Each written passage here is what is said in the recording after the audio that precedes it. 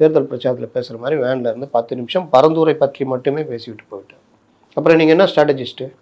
விஜய்க்கு தெரியாதுங்க. அவர் வந்து நடிகர், மாஸ் ஹீரோ. அவர் வந்து இன்னும் அரசியலில் பக்குவப்படலை. எந்தெந்த விஷயம் எடுத்து பண்ணணும்னு அவருக்கு தெரியாது. அதுக்கு தானே உங்களுக்கு சம்பளம் கொடுத்து வச்சுருக்காங்க. அப்போது இந்த விவகாரம் இதாகுது. இன்னொன்று, இந்த மாதிரி விவகாரங்கள்லாம் வெளியில் வருது. இதெல்லாம் நான் இன்னும் குறிப்பிட்ட சில பேர் மட்டும்தான் சொல்லியிருக்கேன். பரந்தூர் பற்றி மட்டும்தான் நான்லாம் எழுதுனேன். பரந்தூர் பற்றி மட்டுமே பேசிட்டு போயிட்டார், வேறு எதுவுமே பேசலை. மற்றவங்கெல்லாம் தீப்பொறி பறந்தது, அது பறந்தது பறந்துலாம் பேசினாங்க. இதுக்கு மட்டும்தான் பறக்கணுமா? எல்லாத்துக்கும் பறந்தால் தான் முதலமைச்சர் இன்னும் பயப்படுவார்ல. பரந்தூர் பற்றி பேசுனதுக்கே மறுநாள் அறிக்கை வருது. கரெக்டாக?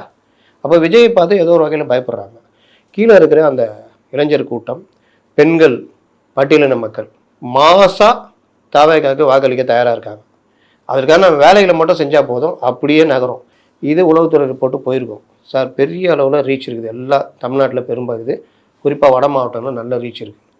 அதற்கு தான் முதலமைச்சர் டச் பண்ணுறாரு. புஷி ஆனந்த் விசுவாசி, நல்ல லீடர்ஷிப் உள்ளவர். அது மன்றத்துக்கு, அரசியல் கட்சிக்கு அது இல்லை.